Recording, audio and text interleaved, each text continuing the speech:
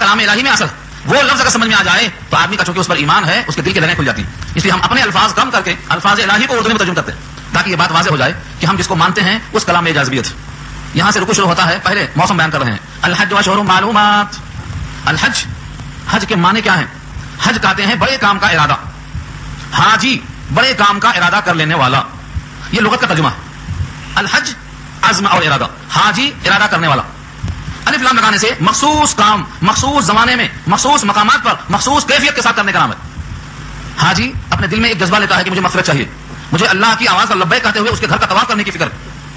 اس جذبے کے ساتھ ایک ارادہ لے کے چلتا ہے یہ حاجی. کب چلنا چاہیے؟ فرمایا اشہر معلومات. اشہر یہ جمع ہے شہر کی. شہر یہ اردو میں جو استعمال ہے یہ شہر نہیں, شہر کے معنی مہینہ. اس کی جمع اشہر, 2 مہینہ 10 دن. یہ موسم حج ہے. شوال, ذی القعدہ, ذی الحجہ کے 10 دن ان کو موسم حج کہا. 2 مہینہ 10 دن. اس کا فائدہ اگر کوئی آج ہی احرام باندھ لے تو حج کا احرام قبول نہیں. وہ جب تک شوال کی پہلی تاریخ نہ ہو جائے حج کا احرام نہیں باندھ سکتا. اب آپ سوچتے ہوں گے کہ ہم اگر حج کا احرام باندھ کے جائیں بھی تو ہم تو پہلے عمرہ کرتے ہیں اور عمرہ کر کے 2 گھنٹے میں فارغ ہو جاتے, احرام کھول دیتے, 8 ذی الحجہ کو پھر احرام باندھتے, تو ہمیں یہ احرام حج کا باندھنا ہی نہیں ہے, ہم تو عمرے کا باندھیں گے. بات یہاں حج کی ہو رہی ہے, عمرے کی نہیں. عمرے کا احرام کبھی بھی آپ باندھ لو, صرف 5 دن منع ہے عمرہ, وہی حج کے دن, یعنی 8 ذی الحجہ سے 13 تک, یہ 5 دن منع ہے عمرہ. بقیہ زندگی میں کبھی باندھ لو, آپ کوئی موسم نہیں, ہمیشہ جائز ہے. لیکن بات حج کی ہو رہی ہے, حج کا احرام آپ باندھیں گے تو شوال, ذی القعدہ, ذی الحجہ کے اندر, اس کے پہلے جائز نہیں ہوگا. تو یہ موسم بتا دیا.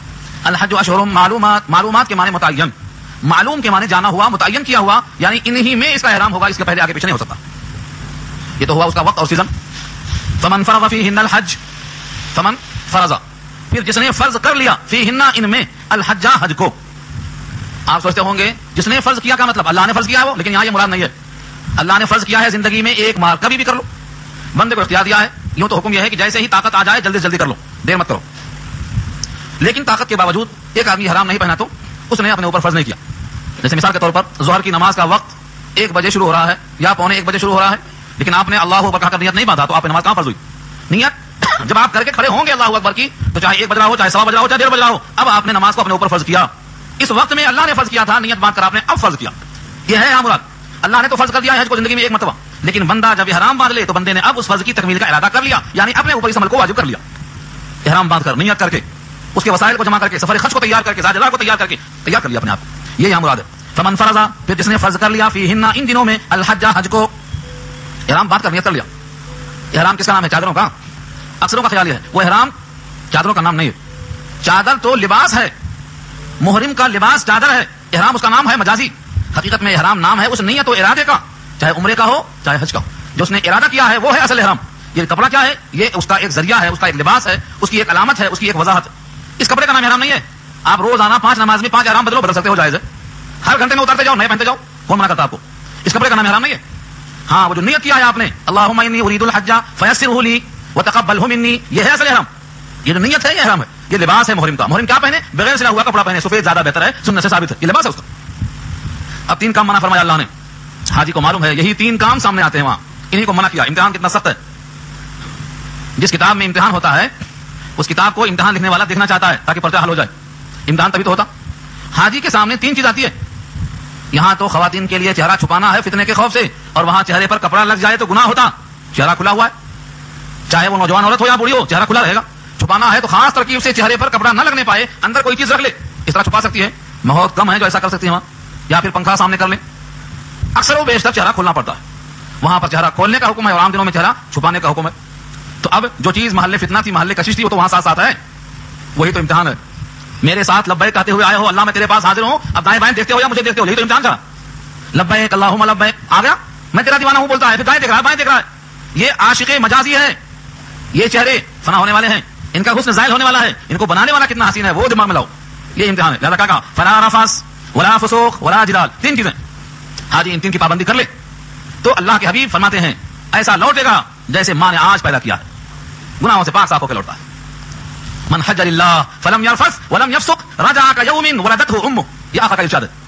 جس نے حج کیا, رفث نہیں کیا, فسوق نہیں کیا, جدال نہیں کیا, تو وہ ایسا لوٹتا ہے جیسے اس کی ماں نے اسے آج جنا ہے. بالکل معصوم, کوئی گناہ اس کے اوپر نہیں ہو سکتا, نام اعمال پورا دھل جاتا ہے. یہ 3 لفظ کو سمجھ لو, حاجی کو سمجھا لو. فلا رفث, رفث جائز نہیں ہے. رفث کیا ہے؟ رے فے سا, 3 حرف کا نام رفث. رفث کا ترجمہ کریں گے آپ, عورت کے ساتھ بے حجاب ہونا, بے لباس ہونا. یہ رفث حالت احرام میں جائز نہیں. شارحین لکھتے ہیں کہ ایسی باتیں جو بے حیائی میں شمار ہوتی ہوں، جنسی میدان کی رغبت کا اظہار کرتی ہوں، وہ بھی شامل ہے اس میں.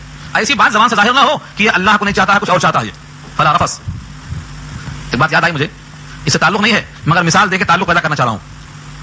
جب صحابہ کرام ہجرت کر رہے تھے، مکہ چھوڑ کے مدینے آ رہے تھے، ایک خاتون حسین تھی، وہ مدینہ آ گئی تھی.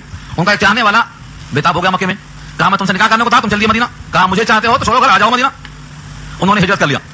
جب ہجرت کر کے مدینہ پہنچ گئے تو نکاح ہو گیا. تو آقا نے کیا فرمایا؟ جو جس کے لیے ہجرت کرے گا اس کی ہجرت اسی میں شمار ہوگی. ان کا نام پڑ گیا مہاجر ام قیس. ام قیس کا مہاجر ہے، اللہ کا مہاجر نہیں ہوتا ہے. تو مہاجر ام قیس ہو گئے. بخاری میں پہلا صفحہ نیتوں کے بیان میں کھلتا ہے اور یہی روایت لائے امام بخاری. کیا فرمایا؟ فمن كانت هجرته الى الله ورسوله فهجرته الى الله ورسوله. جس نے ہجرت کیا اللہ اور رسول کے لیے اس کی ہجرت شمار ہوگی اللہ اور رسول کے لیے. اور جس نے ہجرت کیا کسی عورت کے لیے فہجرته الى ما هاجر اليه، جس کی طرف گیا اسی میں شمار ہوگا. تو دیکھو مدینہ کی طرف ہجرت بھی گناہوں کی دھلائی کا باعث تھی. نیت خراب ہو گئی تو چینجنگ ہو گئی، کاؤنٹنگ غلط ہو گئی. ایسے یہاں بھی اگر رفث نہیں چھوڑا تو نیت اللہ کی خاطر جانے کی نہیں ہوئی، حج کرنے کے بعد شمار نہیں ہوگا.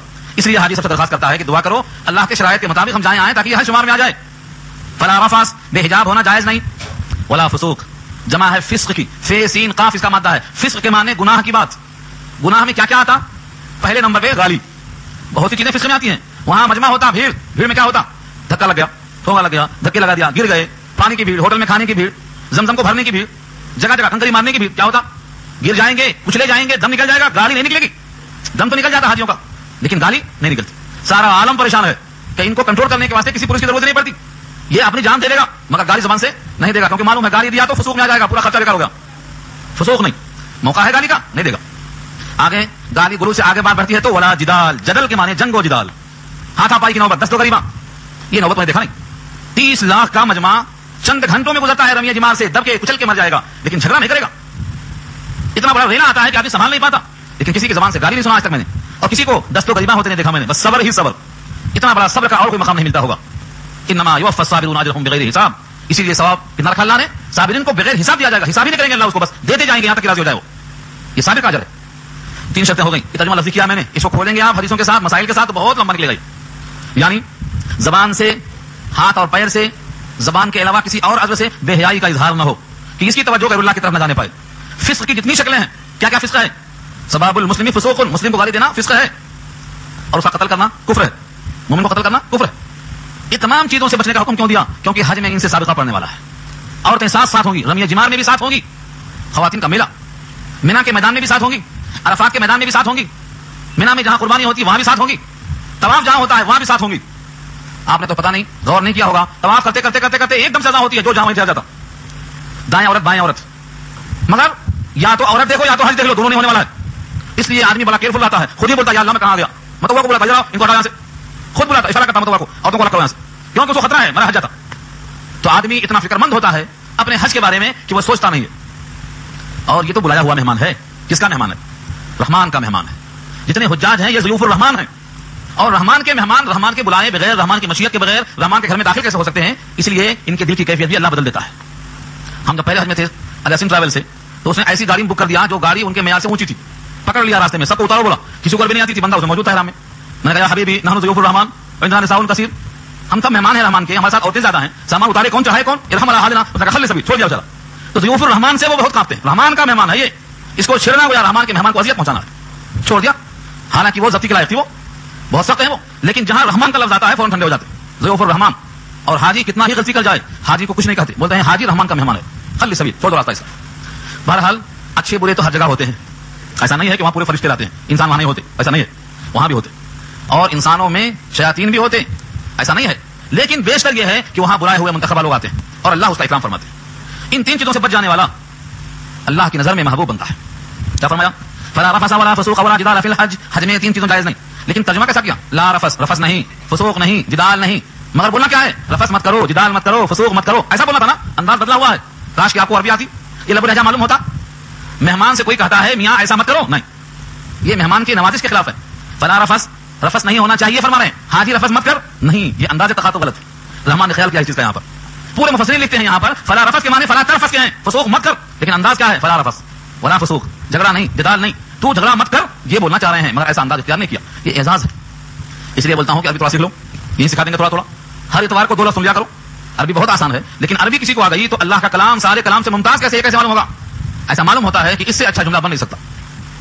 وما تفعلوا من خیر یعلمہ اللہ. یہ دیکھو ان تمام باتوں پر ایک ردہ ہے.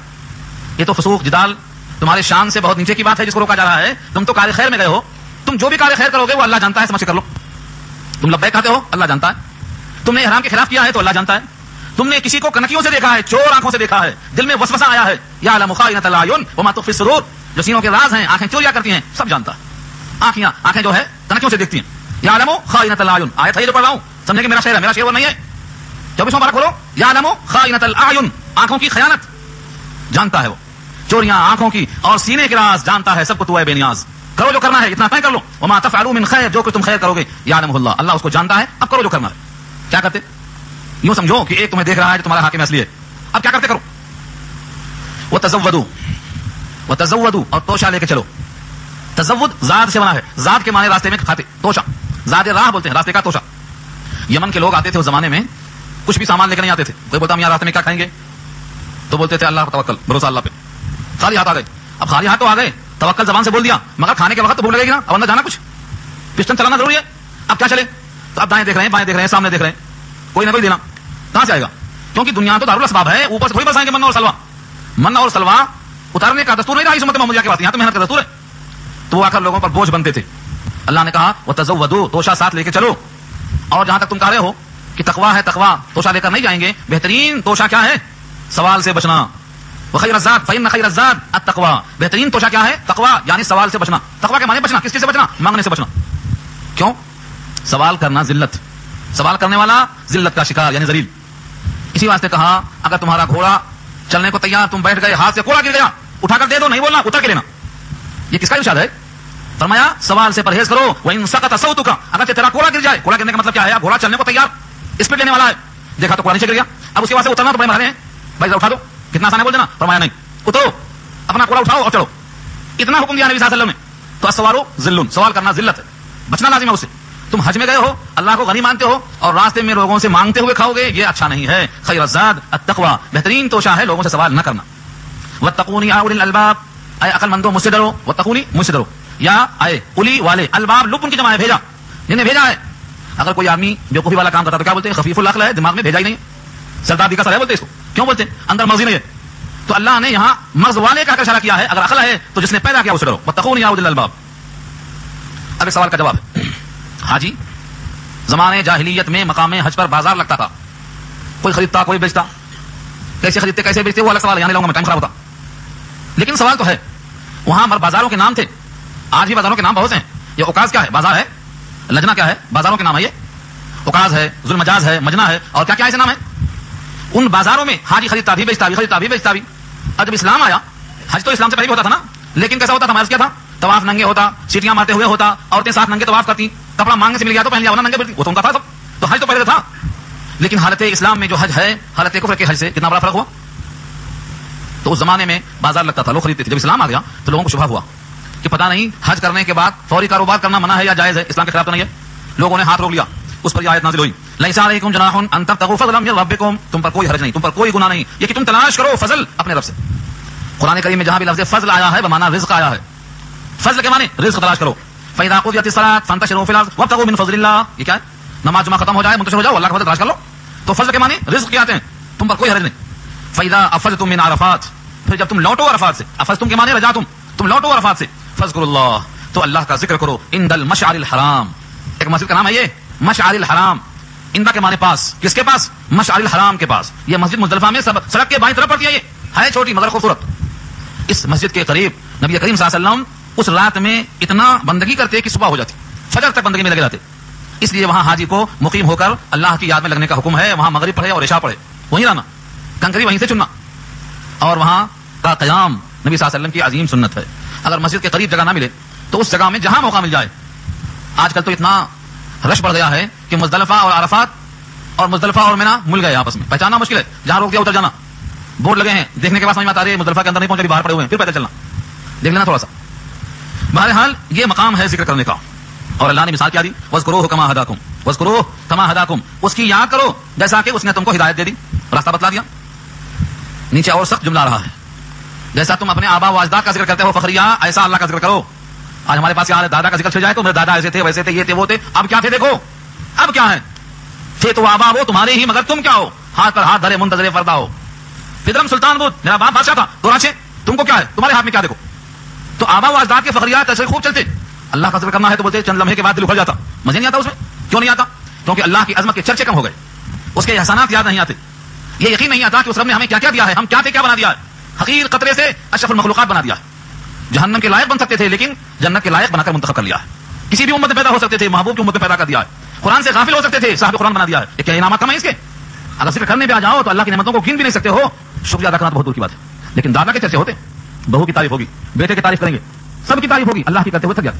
وَاذْكُرُوهُ كَمَا هَدَاكُمْ اس کا ذکر کرو اس وجہ سے کہ تم کو اس نے ہدایت دی ہے.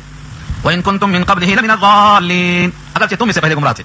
وَإِن كُنتُم اگرچہ تم تھے من قبلہ اس حقیقت حج سے پہلے لمن الضالین. ولا الضالین پڑھتے سورہ فاتحہ میں وہی ولا الضالین یہاں بھی ہے. ضالین یہاں بھی وہی ضالین. اس سے پہلے کیا تھے. قرآن نہیں جانتے تھے ایمان نہیں جانتے تھے اللہ نہیں جانتے تھے گمراہی میں تھے. اس اللہ نے گمراہی سے نکال کر ہدایت دے دیا ہے. ایمان کی قرآن کی نبی کی پہچان دے دیا ہے. اب اس شکریہ میں تم اللہ کا ذکر کرو. وہاں پر کہاں مزدلفہ میں. ثم افیضوا من حیث افاض الناس ایک حکم خاص ہے قریش کے لیے. قریش اپنے کو ہمس کہتے تھے تو سارے حاجی تو جاتے تھے عرفات تک وہاں سے لوٹ کے آتے تھے اور یہ اپنے فخر و غرور کی بنا پر مزدلفہ میں ٹھہر جاتے تھے. ہم کو آگے جانے کی حاجت نہیں ہے. ہم تو خصوصی نمائندے ہیں. ہم یہیں سے لوٹ جائیں گے. مینا کو اس آیت میں اللہ نے کہا ثم افیضوا پھر تم بھی لوٹو. کہاں سے لوٹو. من حیث افاض الناس جہاں سے سب لوگ ہو کر آ رہے ہیں تم بھی وہاں ہو کر آؤ. اور وہاں جانے کی اہمیت کو اتنا بتایا. آپ کو معلوم ہے حج میں کتنے فرض ہیں. عرفہ کا قیام فرض ہے. اگر کوئی عرفہ میں نہیں گیا تو حج نہیں ہوتا. چاہے وہ قریش کا ہو چاہے وہ ہمس کا ہو. وہ میدان میں کچھ بھی نہیں جبل رحمت. مگر اللہ نے سارے کائنات کو یکساں بنانے کے لیے یہ حکم دے دیا نہیں سب کو وہاں تک چلنا ہے. ثم افیضوا پھر لوٹو من حیث افاض الناس جہاں سے سارے لوگ لوٹ کر آتے ہیں. یعنی کوئی امتیاز نہیں. سب کو عرفات میں ننگے پاؤں اور ننگے سر کفن والے کپڑے میں اللہ سے مانگنا ہے. اس میں کوئی امتیاز نہیں. سب کے سب کھڑے ہو جائیں. کوئی امتیاز نہیں. قریش کے لیے ہمس کے لیے سب وہاں پہنچو. واستغفر اللہ اور اللہ سے استغفار کرو کہ دل میں برائی کیوں آئی. اللہ سے استغفار کرو. معلوم یہ ہوا اگر دل میں غرور آ جائے گھمنڈ آ جائے تو آدمی کو لازم ہے کہ فوری اللہ سے استغفار کرے. واستغفر اللہ. استغفار سے کیا فائدہ. دل میں جو زنگ ہوتا وہ دھلتا ہے اس سے. نبی کریم صلی اللہ علیہ وسلم دن میں 100 بار استغفار پڑھتے تھے جبکہ آپ معصوم. جب معصوم ہو کر دن میں 100 دفعہ استغفر اللہ فرماتے تھے تو ہمیں کتنا پڑھنا چاہیے سوچو آپ. استغفار کرنے والا بندہ گناہوں سے پاک ہو کر رحمان کا محبوب بن جاتا ہے. استغفر اللہ کثرت سے کرو. 2 چیزوں سے عذاب نہیں آیا مکے والوں پر. ان میں سے ایک استغفار ہے. سنا دو آئے تو بھی وما لهم الا يعذبهم الله وما لهم الا يعذبهم الله. اللہ ان کو عذاب کیوں نہیں دیتا. کیا وجہ ہے. کیا وجہ. فرمایا 2 وجہ ہے. ایک تو مصطفیٰ ان میں موجود میں کیسے عذاب دوں ان پر. جس شہر میں نبی موجود ہوں نبی کی موجودگی میں کیسے میں عذاب دے سکتا ہوں. وانت فیہم کیا ہوگا. مصطفیٰ موجود آپ کے ہوتے ہوئے میں ان کو عذاب دے سکتا ہوں. وما كان الله ليعذبهم وانت فیہم. میرے الفاظ نہیں. قرآن کھولو 10واں پارہ کھولو. وما لهم الا يعذبهم الله یہ کو رکوع پڑھ لو. اس نے فرمایا آپ اس میں موجود ہو. وانت فیہم یعنی آپ کے ہوتے ہوئے میں عذاب نہیں دے سکتا. وما كان الله معذبهم وهم يستغفرون اور اللہ ان کو عذاب نہیں دیتا کیونکہ وہ استغفار بھی کر رہے ہیں. تو 2 وجہ. اگر بندہ استغفار کرتا رہے گناہ سے بچ جائے گا کیونکہ اب نبی کی صحبت ہمیں میسر نہیں ہے. استغفار باقی ہے. اسی لیے قوم یونس حضرت یونس علیہ السلام جب چلے گئے بادل چھائے لوگوں نے سمجھ لیا عذاب آ گیا. دیکھا تو یونس علیہ السلام موجود نہیں. وہاں کشتی میں مچھلی کے پیٹ میں پہنچ گئے. یہاں پوری قوم رو رہی ہے اور استغفار کر رہی ہے. قوم یونس کو استغفار میں نفع پہنچایا. فلولا كانت قرية آمنت فنفعها ایمانها الا قوم یونس. قوم یونس کو استغفر اللہ نے نفع پہنچایا. پوری قوم سے عذاب ہٹ گیا. اور ادھر مچھلی کے پیٹ میں حضرت یونس نے اگر استغفر اللہ نہ کہا ہوتا تو قیامت کے دن تک مچھلی کے پیٹ میں رہتے. تب تک رہتے. یہ میں نے خود نہیں کہا. سورہ یونس نکالو. اللہ نے خود فرمایا فلولا انه كان من المسبحين للبث في بطنه الى يوم يبعثون. کیوں نہیں. اگر انہوں نے تسبیح بیان نہ کیا ہوتا فلولا انه كان من المسبحين. مسبحین تسبیح سے بنا ہے. اگر وہ نہ ہوتے تسبیح بیان کرنے والے لا الہ الا انت سبحانك انی کنت من الظالمین کہنے والے للبث في بطنه بطن کے معنی مچھلی کے پیٹ میں رہتے. کب تک رہتے. الى يوم يبعثون اٹھائے جانے کے دن تک رہتے. تو استغفار کا نفع نقد ملتا مچھلی کے پیٹ میں قوم یونس کے مکانوں میں اور مکے کے مکینوں میں. اور آج تمہارے درمیان بھی ایک ہی راستہ ہے اللہ کے عذاب سے بچنے کا وہ ہے استغفر اللہ. کثرت سے استغفار کیا کرو. اس پر میرا مستقل بیان الگ ہے. اس کا نام ہے توبہ و استغفار. اس کے شرک کا نام یہ ہے توبہ استغفار. یہ تو یہاں ذکر آ گیا تو ذکر کر دیا. میں مکمل بحث سننا ہے استغفار کی تو وہ سنیں آپ لوگ. توبہ و استغفار کی بحث. واستغفر اللہ اللہ سے استغفار کرو یعنی اپنے گناہ کو بخشواؤ. ان اللہ غفور الرحیم بے شک اللہ غفور الرحیم ہے یعنی گناہوں کی بخشش کرنے والا ہے اور رحیم ہے یعنی مومن پر رحم کرنے والا ہے. فَإِذَا قَضَيْتُمْ جب تم پورے کر چکو مناسککم مناسک جمع ہے منسک کی. نسک کے معنی ارکان. حج کے ارکان پورے کر چکو. فذکروا اللہ تو پھر اللہ کو یاد کرو. کا ذکرکم آباءکم او اشد ذکرا. اللہ اکبر. یہاں ٹھہر کے سوچو کیا کہہ رہے ہیں رب کریم. جیسا تم اپنے آبا و اجداد کا تذکرہ کرتے ہو فاخرانہ گفتگو کرتے ہو ویسا اللہ کا ذکر کرو یا ہو سکے تو اس سے زیادہ شدید انداز میں کرو. سوچو جب میں نے کچھ نہیں کہا ایک لفظ اس کا الگ کر دیتا ہوں. فذکروا اللہ، اللہ کو یاد کرو، کا جیسے ذکرکم تمہارا تذکرہ، آباءکم تمہارے باپ کا تذکرہ، او یا اشد ذکر اس سے زیادہ شدید تذکرہ۔ اشدہ کیا ہے؟ بعض لوگوں نے کہا ذکرن کا حال ہے شدت کے ساتھ، شدت کی حالت میں، اور بعض شارحین کہتے ہیں کہ اشدہ یہاں پر اگر مؤخر ہو جائے تو صفت بن جائے گا، فی الحال تو یہ حال ہے، یعنی تم جتنے شد و مت کے ساتھ دادا کا ذکر کرتے ہو، میرے نانا یہ تھے، میرے دادا وہ تھے، میں نے عرض کیا نا، تم ایسا ہی اللہ کا ذکر کرو، بلکہ ہو سکے تو اس سے زیادہ شدت کے ساتھ بیان کرو۔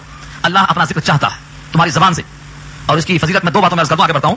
ایک صحابی آئے، کہا اللہ کے حبیب محمد مصطفیٰ صلی اللہ علیہ وسلم الف الف مرہ بعدد کل ذرہ، اسلام کے قانون، اسلام کے احکامات اتنے ہیں کہ میں یاد نہیں کر سکتا۔ جیسے آپ سوچتے ہوں کہ مولوی صاحب یہ پورا رکوع آپ بیان کر دیے، یاد کر لو، بولتے کیسے یاد کرنا، پورے احکامات یاد نہیں ہو سکتے، کچھ ایک نسخہ بتا دو، اے اللہ کے رسول ایک نسخہ بتا دو جو ہمارے لیے مختصر ہو، جس پر ہم مضبوطی سے گامزن ہو جائیں اور آپ کے ساتھ جنت تک پہنچ جائیں، ایک بتا دو، خالی پکڑ لیں گے۔ آقا نے کیا فرمایا وہ یہاں عرض کرتا ہوں، لا یزال لسانک رطبا من ذکر اللہ، ہمیشہ تیری زبان اللہ کے ذکر سے تربتر رہے، جا چلا جا، یہ نسخہ کافی ہے، لا یزال لسانک رطبا من ذکر اللہ، تیری زبان ہمیشہ اللہ کی یاد میں تربتر رہ جا۔ کہتے ہیں ذاکر کو دیکھ کر اللہ یاد آ جاتا ہے، کون ہے متقی جس کو دیکھیں تو اللہ یاد آ جائے۔ ہماری کس بناتے تھے صاحب عبد الرحیم نام تھا، یونیک کمپنی والے، ان کا ایک بیٹا بولنا نہیں آتا تھا، اس کو بولنا نہیں آتا تھا، جب میں کبھی گھر جاتا ان کے کھٹکا مارتا ہوں، بیٹا دیکھ کے بھگتا اندر، کون آئے تو اشارہ کرتا اللہ والے آئے، ان کی امی سمجھ جاتی کہ مولوی صاحب آئے، میرے ہولیوں کو دیکھ کے بولتا اللہ والے آئے۔ تو اللہ والے کا مطلب کیا ہے؟ آپ کے لباس سے، آپ کی شکل و صورت سے، آپ کی وجاہت سے معلوم ہونا یہ نبی کا چاہنے والا ہے، آپ کی کوئی چیز نبی سے مخالفت میں نظر نہ آنے پائے۔ تو ذکر ایسا شدید ہونا چاہیے کہ معلوم ہو اس کو لوگ دیوانہ کہیں گے، ذکر اتنا کرو کہ تم لوگ دیوانہ کہہ دیں کہ دیوانہ ہو گیا اللہ میں، یہ ہے فنا فی اللہ۔ اور ذکر اگر تم میدان کارزار میں ہو، جہاد میں ہو، وہاں بھی زبان پر اللہ کے بول ہوں، وہاں بھی معافی نہیں ہے، ہاں فائدہ کیا ہے؟ تم غالب ہو جاؤ گے۔ یا ایھا الذین آمنوا اذا لقیتم فئۃ فاثبتوا واذکروا اللہ کثیرا لعلکم تفلحون، ایمان والو جب مٹبھیڑ ہو، مقابلہ ہو کسی جماعت سے تو ثابت قدم ہو جاؤ، اللہ کو خوب یاد کرو، کامیاب ہو جاؤ گے، غالب ہو جاؤ گے۔ آج ہمارے مغلوبیت کا سب سے بڑا راز ہے ہم سب کو یاد کرتے ہیں، اللہ کو یاد نہیں کرتے۔ اللہ کو یاد کرنے والے آپس میں لڑتے ہیں، ہم آپس میں دستوں قریباں ہیں، بولو کون سا ملک باقی ہے، کون سا شہر باقی ہے، کون سا خطہ باقی ہے، ہم آپس میں کلمہ ایک ہے، اللہ ایک ہے، رسول ایک ہے، کلام پاک ایک ہے، مگر ہم ہر جگہ بکھرے نظر آتے ہیں۔ حرم پاک بھی، اللہ بھی، قرآن بھی ایک، کیا بڑی بات تھی ہوتے جو مسلمان بھی ایک، فرقہ بندی ہے کہیں اور کہیں جاتے ہیں، کیا زمانے میں پنپنے کی یہی بات ہے انتشار کی وجہ سے۔ اور جب ہم ایک مقصد پر جمع ہو کر اللہ کو یاد کریں گے تو ہمارا ذاتی مفاد ختم ہو جائے گا۔ یہ ہے یہاں او اشد ذکر، شدت کے ساتھ اللہ کو یاد کرو۔ تو ایک روایت کافی ہے کہ آپ کی زبان ہمیشہ تر رہے۔ اب سنو لوگ کیسے تر کرتے ہیں زبان کو، وہ دیکھو نمونہ پیش کیا اللہ نے، فمن الناس لوگوں میں سے بعض ہیں، من یقول جو کہتے ہیں ربنا آتنا فی الدنیا، اے ہمارے رب ہم کو دے تو دنیا میں، وما له فی الاخرۃ من خلاق، اور نہیں ہے ان کے واسطے آخرت میں کوئی حصہ۔ کیوں؟ دنیا ہی مانگتے ہیں، صبح شام دنیا۔ مول صاحب کے پاس ہے، مول صاحب دعا کرو، کیا کرنا؟ بیٹا پڑھ لیا نوکری نہیں ملتی ہے، دعا کرو بیٹی بالغ ہو گئی شادی نہیں ہو رہی ہے، دعا کرو دکان نہیں چل رہی، دعا کرو بیمار ٹھیک نہیں، جب دیکھو دنیا کی دعا۔ کتنے لوگ ایسے ہیں زبان سے صرف دنیا، صرف دنیا، پیدائش سے لے کے موت تک ساری محنت دنیا کے لیے، ساری تعلیم دنیا کے لیے، سارے پروگرام دنیا کے لیے، سارے منصوبے دنیا کے لیے، حد ہو گئی سارے تعلقات دنیا کے لیے، اب تو سارے کاروبار مذہبی بھی دنیا کے واسطے شروع ہو گئے ہیں۔ بولو کون سا باقی ہے؟ سارے کاروبار دنیا کے لیے، ان کا آخرت میں کوئی حصہ نہیں۔ اس لیے کبھی یوں کہا کرو خاتمہ ایمان پر ہونے کی دعا کرو، کیونکہ مومن کے لیے اس سے بڑا سرمایہ نہیں کہ خاتمہ ایمان پر ہو جائے۔ جب کبھی دعا کی درخواست کیا کرو تو یوں کہو کہ اللہ سے دعا کرو اللہ ہمیں جب تک زندہ رکھنا ہے اسلام پر رکھے، اور جب موت آئے تو ایمان پر آئے۔ یہ دعا میں نے نہیں، آپ بھی پڑھتے ہیں مگر سوچ سمجھ کر نہیں پڑھتے ہیں۔ اللهم من احييته منا فاحيه على الاسلام ومن توفيته منا فتوفه على الايمان، یہ کب پڑھتے ہیں آپ؟ سامنے مردہ ہوتا ہے جنازہ جب پڑھتے ہیں، مگر یہ عربی میں ہے اور ہم کو عربی اما نے ابا نے نہیں پایا، زبان یار من ترکی ومن ترکی نمیدانم، طوطے کی طرح بولتے چلے جاتے سلام پھر کے۔ اگر یہ دعا کا ترجمہ یاد ہوتا تو جنازے میں دقت پیدا ہوتی، یہ مستقبل نظر آتا، اور ایمان پر مرنے کی اور اسلام پر جینے کی تمنا اشتہا خواہش پیدا ہوتی۔ کتنے مسلمان ہیں جو معلوم ہے اسے؟ کون سکھائے ان کو عربی؟ آپ عربی سیکھو اور کائنات کو سکھاؤ۔ مدرسوں میں جو بچے پڑھتے ہیں وہ 1% نہیں ہے، 1%، پوری قوم کریم کہا جا رہا ہے انگلش میڈیم میں، اور وہاں یہودیت نصرانیت غلبہ پا چکی ہے۔ وہاں کے نصاب میں سلیبس میں برائے نام چٹنی کی طرح اسلام رکھا گیا ہے، نہ عقیدہ درست، نہ سیرت درست، نہ قرآن کی تجوید درست، اور نہ نبی کی طرح حلیہ درست، سب بگاڑ کر دیا ہے لوگوں نے۔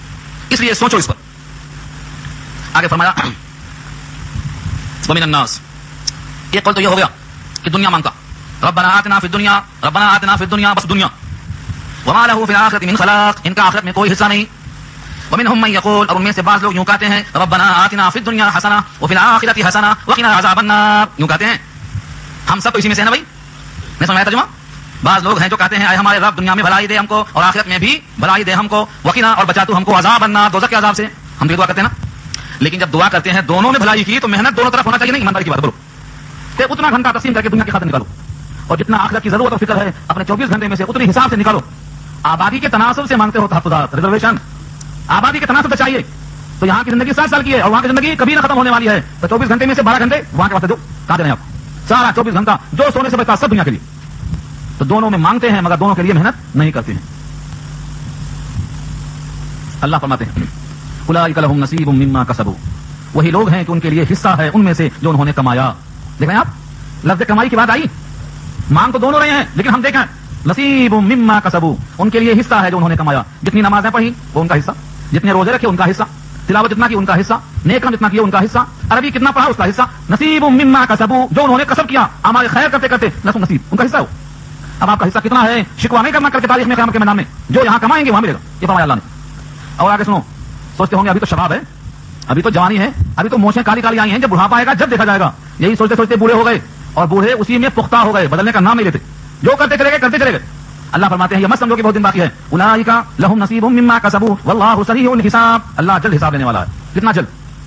سانس بیٹھے بیٹھے رک گئی تو حساب شروع. یہ مت سمجھو کہ بہت دن باقی ہے, بس آپ بیٹھے ہیں سانس رک گئی تو کیا ہوگا؟ حساب شروع. جو مرا قیامت قائم, من مات فقط قامت قیامت, حساب شروع ہو جاتا ہے اس کا. اور یہاں جو مراد ہے حدیث میں, سارے دنیا کے انسانوں کا حساب آدھے دن میں اللہ ختم کر دیں گے. آدھا دن کون سا آخرت کا؟ نہیں, دنیا کے آخرت کے دن میں. دنیا کا دن کتنا ہوتا؟ ہاں دیکھے دیکھے ختم. دنیا کے آدھے دن میں, اگر دنیا کا دن فرض کرو 12 گھنٹے کا ہے تو 6 گھنٹے میں, 6 گھنٹے میں دنیا میں جتنے انسان آدم سے لے کر قیامت تک پیدا ہوں گے اور مریں گے, ان سب کا حساب کتنے گھنٹے میں ہوگا بھائی؟ 6 گھنٹے میں. یہ میں نہیں کہہ رہا ہوں, یہ حدیث ہے, آقا کا فرمان ہے. اور اسی آیت کی تشریح میں لکھا ہے واللہ سریع الحساب, اللہ جلد حساب لینے والے ہیں. حساب لینے کو لمبا بتانے چاہیے. واذکروا اللہ فی ایام معدودات, کہتا ہو گیا واذکروا اللہ فی ایام معدودات, اور یاد کرو اللہ کو چند دن میں. ایام یوم کی جمع ہے, معدودات گنتی کے چند دن. اس سے مراد کیا ہے؟ حاجی کا بیان چلانا. مینا میں ہے حاجی اللہ کو یاد کرتا ہے. کیسے؟ آپ بھی حاجی کی نقل کرتے نہیں کرتے؟ یہاں 9 ذی الحجہ کی 9ویں تاریخ فجر سے شروع کر دیتے نا تکبیر, اور 13ویں کی اثر تک چلتی ہے. وہی ہے واذکروا اللہ فی ایام معدودات, گنتی کے چند دن ہیں, تکبیر تشریق کہو. تو حاجی کے بات یہ حکم ہے, ہم جو یہاں تکبیر تشریق کرتے ہیں اسی حاجی کی نقل ہے. اور حاجی بھی کیوں کرتا ہے وہ بھی ایک لمبی کہانی ہے. ابراہیم کی قربانی کی تاریخ پڑھ لینا. ہاجرہ کے فرزند اسماعیل کو شیطان روکتا ہے, آگے نہیں بڑھنے دیتا ہے, تکبیر کہہ کے اس کو بھگا دیتے ہیں. اور جو خواب میں دکھایا گیا ہے, خواب میں ذبح کرنے کو بتایا گیا ہے, یہ پورا واقعہ ایک مستقل کہانی ہے, مستقل ایک تاریخ ہے. میں ان چند ٹکڑوں میں اس کو سنانا نہیں چاہتا ہوں, آپ اس کو مستقل سنیں. اس کو میں نے مستقل بیان کیا ہے قربانی کے مسائل کے عنوان سے. ابراہیم و اسماعیل کی زندگی 1 گھنٹے کا بیان مستقل ہوگی. تو آپ یاد رکھیں کہ یہ تکبیر تشریق انہی کی یادگار میں ہے. اب اگر کوئی 12ویں تاریخ کو مینا سے بھاگ کے مکہ آ جائے تو جلدی ہو گئی مگر جائز ہے, اور اگر غروب آفتاب تک ٹھہر گیا تو 13ویں کو کنکری مار کے پھر مکہ آ سکتا ہے. دونوں جائز, دیکھ لو آیت پڑھ لو. فمن تعجل, جس نے عجلت کر دیا, فی یومین 2 ہی دن میں, فلا اثم علیہ, اس پر کوئی گناہ نہیں. یعنی 12ویں کو کنکری مار کے مکہ سے مکہ آ سکتا ہے. ومن تاخر, اور جس نے مؤخر کیا اس کو 13ویں تک صبح کنکری مار کے آنا چاہتا, فلا اثم علیہ, اس پر بھی کچھ گناہ نہیں ہے. شرط کیا ہے دونوں کے لیے؟ لمن اتقى, دل میں تقوی ہو. لمن اتقى, جس میں اللہ کا خوف. واتقوا اللہ, اللہ سے ڈرو. واعلموا, اچھی طرح جان لو, انکم الیہ تحشرون, کہ بے شک تم سب اسی کی طرف جمع کیے جاؤ گے. تم سب ایک دن اللہ کے سامنے جمع کیے جاؤ گے. اللہ ہوں گے اور تم ہوگے, تم سب جمع ہوگے. لیکن جب باری آئے گی تو تنہا ہوگے. جیسے قبر میں بیوی نہیں آتی, نہ اولاد آتی, نہ سامان آتا, نہ جائیداد آتی, تنہا. اے اللہ قرآن کریم کے انس کو میری قبر میں مونس بنا دے. یہ دعا کرتے ہیں نبی صلی اللہ علیہ وسلم کی طرف. اللہم آنس واشتی فی قبری اللہم ارحمنی بالقرآن العظیم, اے اللہ میری قبر میں قرآن کریم کو مونس و غمخوار بنا دے. اے اللہ قرآن کریم کے طفیل میں مجھ پر رحم فرما دے, کیونکہ قبر میں کوئی نہیں, ہم ہیں, ہمارا عمل ہے. اور کون ہے؟ وہی ذات ہے جس کی طرف تم سب کو جمع ہونا ہے. اس سے ایسے تعلق پیدا کر لو کہ قبر میں کسی کی فکر نہ رہے. تعلقات کیسے ہوں گے؟ اس کا چرچا کرو, اس کا ذکر کرو, اس کی محبت کی باتیں کرو, اس سے معافی تنافی استغفار کی شکل میں کرو, اس کے حبیب کو یاد کرو, اس کے کلام کو پڑھتے ہوئے اپنی اصلاح کرو. یہ سب طریقے محبت کرنے کے. ومن الناس من يعجبك قوله في الحياة الدنيا ويشهد الله على ما في قلبه وهو ألد الخصام. اللہ اکبر. اس کو دیا اللہ نے. بعض لوگ ایسے میٹھی باتیں کرتے ہیں کہ معلوم ہوتا ہے یہ بہت آپ کا چاہنے والا ہے, چاہتا, حالانکہ دل میں ایسا نہیں ہوتا. ومن الناس, اور لوگوں میں سے بعض, من يعجبك, وہ ہیں جو آپ کو اچھے لگتے ہیں, بھلے لگتے ہیں, قوله, یعنی اس کی بات, فی الحیات الدنیا, دنیا کی حیات میں. یہ کیوں شرط لگایا؟ دنیا میں اس بات سے اچھا لگتا ہے کہ اندر چھپا رکھا ہے, ہم کو نہیں معلوم ظاہر اندر ہے. قیامت میں یہ ظاہر کھل جائے گا, اس لیے وہاں آپ کو اچھا نہیں لگے گا. یہ کون ہے؟ اخنس بن شریق ہے. اخنس بن شریق ہے, بڑا چالو, باتونی. نبی صلی اللہ علیہ وسلم سمجھتے کہ یہ بہت مجھے چاہتا, اپنے قریب بٹھا لیا, ہے منافق اندر سے. اللہ نے آیت نازل فرمایا, اس کو ہٹا دیا. کیوں؟ اس کی باتوں میں مٹھاس, طریقہ ایسے انداز سے ملتا. آج اس قسم کے لوگ معاشرے میں بہت پسند کیے جاتے ہیں, آج بھی. ہاں, ظلم ڈھاتے ہیں مجھ پر, ظلم ڈھاتے ہیں اپنے ہی مجھ پر, کتنے ظلم ڈھاتے ہیں مجھ پر اپنے ہی, کتنے دوستوں میں چھپے بیٹھے ہیں ستمگر, کتنے. دل میں کیا ہے سمجھ میں نہیں آتا. نبی صلی اللہ علیہ وسلم سمجھتے تھے کہ یہ بہت چاہنے والا ہے, قریب بٹھاتے. صحابہ کو حیرت ہوتی, یہ تو منافق ہے, لیکن سامنے ظاہر نہیں ہوتا. اللہ نے اسے کھول کر رکھ دیا, کہا اس کی مٹھاس ظاہری ہے دنیا کے اعتبار سے. وَيَشْهِدُ اللَّهَ عَلَى مَا فِي قَلْبِهِ, اور اللہ کو شاہد بناتا ہے اس پروگرام پر جو اس کے دل میں ہے. دیکھ رہے ہیں آپ, جب آئے گا کہے گا اللہ جانتا ہے میں کتنا آپ کو چاہتا ہوں, اللہ جانتا ہے مجھے کتنی آپ سے محبت ہے. اللہ کو اپنے دل کے راز پر گواہ بنا کر پیش کرتا ہے تاکہ متاثر ہو جائیں. اللہ تو پہلے سے جانتا ہے, اس لیے اللہ کی رپورٹ سنو, وہ الد الخصام, سب جھگڑا ہوا اندر سے. فیصلہ کر دیا اللہ نے, جس اللہ کو تم نے گواہ بنایا تھا اسے اللہ نے تمہارے دل کا راز فاش کر دیا اور کہا دیا وہ الد الخصام، الد کے معنی اجڑ کر لو، آپ الخصام جھگڑالو. وَإِذَا تَوَلَّىٰ سَعَىٰ فِي الْأَرْضِ، اور جب پلٹتا ہے آپ کی محفل سے، سعیٰ فی الارض دوڑتا ہے زمین میں فساد کرنے کو، لیفسدوا فیہا، دیکھ رہے ہیں آپ نبی کے پاس تھا، نبی کا ہمدرد بن کے لوٹا تو راستے میں سوجا فساد، لیفسدوا فی الارض کیا فساد کرتا، ویہلک الحرث والنسل، اور ہلاک کرتا راستے میں کھیتیوں کو اور نسلوں کو. حرث کے معنی زمین کی کھیتی اور نسل کے معنی بیل ہے، بھینس ہے، گورو ہے، کاٹ دلا، جو ملا مسلمانوں کا کھیت جلا دو. آج بھی ایسے کتنے لوگ ہیں مسلمانوں کے ووٹ سے تو محبت ہے لیکن ان کو ان کے کھیتوں سے انہیں کوئی سروکار نہیں، جلا دو. بڑی کوششیں جاری ہیں منافقانہ انداز میں. یہاں فرمایا واللہ لا يحب الفساد، اللہ فساد کو پسند نہیں کرتا، یعنی ایسے مفسدین کو کسی حال میں اجر نہیں دے گا. وَإِذَا قِيلَ لَهُ اتَّقِ اللَّهَ، اور جب ان سے کہا جاتا ڈرو اللہ سے، أَخَذَتْهُ الْعِزَّةُ، تو اس کو پکڑ لیتی ہے عزت. عزت کے معنی ناک اونچی، بڑا پن، غرور، اپنی بڑائی، میں پن، عجب، پسندی، خودی، پکڑ لیتی ہے اس کو بالاسم، گناہ کے ساتھ، یعنی اس کی بڑائی اس کو اللہ سے ڈرنے سے روکتی ہے، وہ اپنی بڑائی کو بڑا سمجھتا ہے. اللہ فرماتے ہیں فحسبہ جہنم، اس کو جہنم کافی ہے، اس کی بڑائی کا علاج اس کو جہنم کافی ہے. وَلَبِئْسَ الْمِہَادُ، اور بہت برا ہے وہ بچھانا. میہاد کے معنی آرام گاہ، قیام گاہ، ٹھہرگاہ، سب سے بری جگہ وہی ہے. اس کے بالمقابل کچھ لوگ ایسے ہیں جو اپنی جان کو دے دیتے ہیں. وَمِنَ النَّاسِ، اور لوگوں میں سے بعض ہیں مَن يَشْرِي نَفْسَهُ، جو اللہ کی رضا جوئی میں اپنی جان تک دے دیتے ہیں. یشری نفسه، اپنی جان کو بیچ دیتے ہیں، ابتغاء مرضات اللہ، اللہ کی خوشنودی کو تلاش کرنے کے لیے. کون لوگ ہیں یہ؟ دو مثال دیتا ہوں میں سمجھانے کے لیے. ایک تو ہیں صہیب رومی، بلال. حضرت صہیب جب مکے سے جانے لگے مدینہ تو سب نے کافروں نے گھیر لیا، کہا جاتے کدھر، اڑا دیں گے، نہیں جانے دیں گے. انہوں نے کہا دیکھو مقابلہ کرو گے تو میرے پاس بھی تلوار ہے، تم دو، تم ایک، چلتی رہے گی، ٹوٹ جائے گی پھر تیر، اور تم کو مجھے مارنے سے کچھ فائدہ نہیں ملے گا. تم تو چاہتے ہو مال ملے، حریص ہو. سنو فلاں جگہ پر اتنا مال اور فلاں جگہ پر اتنا مال رکھا، جا کر مجھے چھوڑ دو. کہا جاؤ خلی، کیا کرنا، پولیس والوں کا حساب ہے، پیسہ دے چھوڑو، نہیں دیے تو خیریت نہیں. پورے لوگوں نے چھوڑ دیا صہیب کو. سودا کیسا نہ بولو، حقیر مال کے لیے نبی کی صحبت مل گئی. ایسوں کی تعریف کیا ہے اللہ نے. اور یہود میں سے بڑے بڑے لوگ تھے، جیسے مثال کے طور پر عبداللہ بن سلام، یہودیوں کے سردار تھے، اسلام میں آئے تو جو دشمن ہو گئے، سب چلا گیا مال. تو عبداللہ بن سلام ہیں اور ان کے ساتھ اور بھی کچھ لوگ ہیں. ان تمام لوگوں نے اللہ کے لیے اپنے جان کو پیش کیا، اپنے مال کو پیش کیا. اللہ بھی ان کے لیے کیسا ہے دیکھو، فرمایا لوگوں میں سے بعض وہ ہیں جو رضا جوئی کے لیے اپنی جان تک کو صرف کر ڈالتے ہیں اللہ کی مرضیات کے حصول کے لیے. اللہ رؤوف بالعباد، اللہ بھی بندوں پر مہربان ہے، ان کا صلہ ان کو دونوں جہان میں دیتا ہے. رؤوف، رؤوف کے معنی مہربان، ان پر خاص رحمت کرنے والا. اب یہاں سے آخری پیغام میں عرض کرتا ہوں، سب کے لیے ہے یہ. جتنے لوگ اس کتاب پر ایمان رکھتے ہیں ان تمام کو اللہ مخاطب کرتے ہوئے فرماتے ہیں. اب من الناس نہیں ہے، اب کیا ہے، یا ایھا الذین آمنوا، اے وہ لوگ جو ایمان لائے ہو، مخاطب. اب تک تم نے بہتوں کے حال سن لیے، ان کا حال، ان کا حال، وہ ایسے، یہ ایسے. اب تم سنو خدا کا پیغام تمہارے واسطے کیا ہے. یا ایھا الذین آمنوا، اے وہ لوگ جو ایمان لائے ہو، ادخلوا فی السلم کافہ.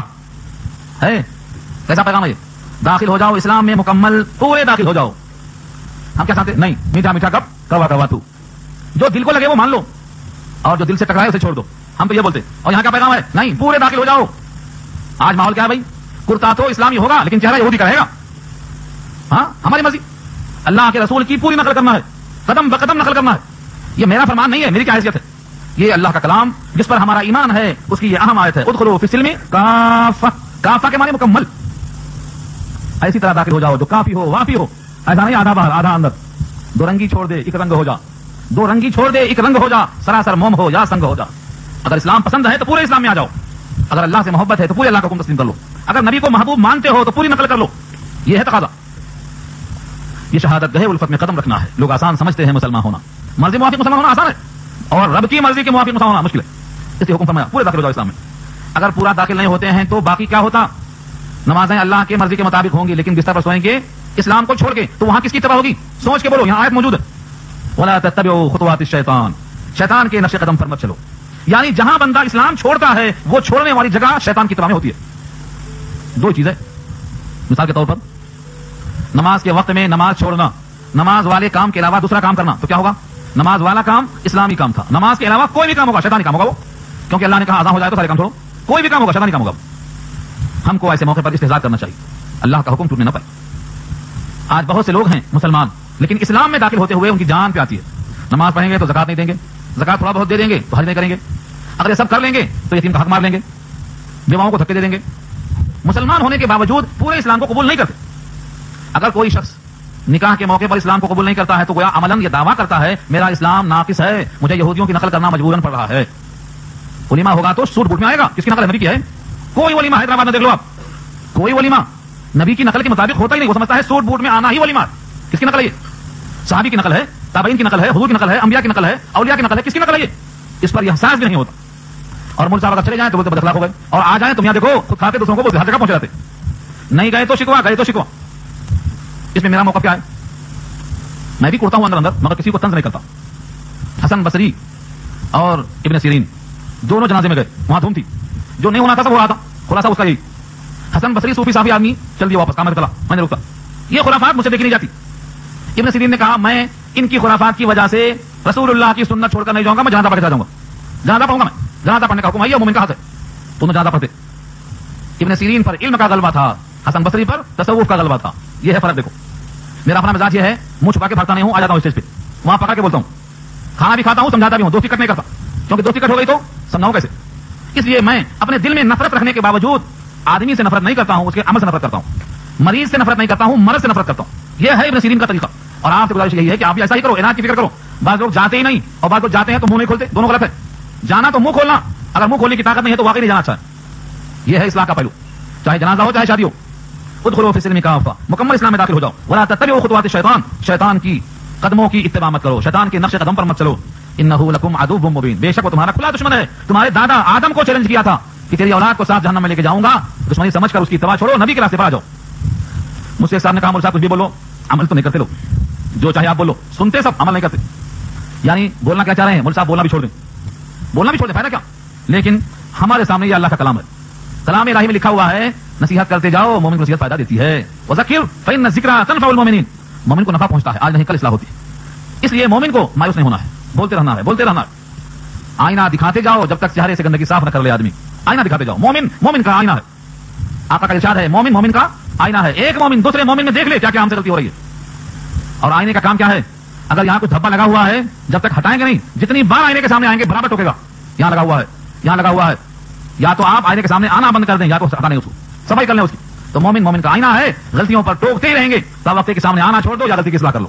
یہ ہے مومن کی تعریف نبی کی زبان میں. المومن للمومن کالمرآت, نوٹ کر لو, الفاظ یاد کر لو. فإن ضللتم, دیکھو وارننگ آ گئی, فإن ضللتم من بعد ما جاءتكم البينات, پس اگر تم بھٹک گئے, ضللتم یعنی اللہ اکبر, معلوم ہے کہ شیطان دشمن ہے, اس کی اتباع پھر بھی کر رہے ہیں, اسلام میں داخل ہونے کے باوجود مکمل اسلام کو قبول نہیں کر رہے ہیں. تو فإن ضللتم, پس اگر تم بھٹک گئے, من بعد ما جاءتكم البينات, بعد اس کے کہ تمہارے پاس پہنچ چکی ہے واضح نشانیاں, فاعلموا, اچھی طرح جان لو, اچھی طرح جان لو, ان اللہ عزیز حکیم, کہ اللہ تعالیٰ غالب حکمت والا ہے. غالب کا مطلب تم اس کو تھکا نہیں سکتے, تم اس کو عاجز نہیں کر سکتے, اور وہ حکمت والا ہے, اس لیے فوراً مواخذہ نہیں کرتا, وقت پر مواخذہ کرتا ہے. آخری آیت کر دوں, هل ينظرون, یہ تو بہت سخت ہے, سن کر سمجھ کر سوچو. هل ينظرون, کیا اسلام سے انحراف کرنے والے, بھٹک جانے والے, شیطان کی اتباع کرنے والے کیا انتظار کر رہے ہیں؟ کس چیز کا؟ هل ينظرون, کیا وہ لوگ انتظار کر رہے ہیں, یہ کجرا لوگ, الا ان یاتیہم اللہ, اللہ سے پہلے حل آئے تو نافیہ ہوتا, ترجمہ اس کا نیگیٹو یوں ہوتا, نہیں انتظار کرتے ہیں مگر, اسی کو ہم نے کر دیا آپ آدیتیوں میں کہ وہ انتظار کرتے ہیں اس بات کا, یاتیہم اللہ, کہ ان پر اللہ آئے, یعنی اللہ کا حکم آ جائے, مراد ہے عذاب کا حکم آ جائے. فی ظلل من الغمام, بادلوں کی چھاؤں میں یا فرشتوں کے بادلوں میں. فی ظلل, ظلل کے معنی سایہ, غمام کے معنی بادل. فی ظلل من الغمام والملائکہ, فرشتوں اور بادلوں کی چھاؤں میں. وقضی الامر, اور معاملہ فیصلہ کر دیا جائے, یعنی ان کو آج توبہ کر دیا جائے.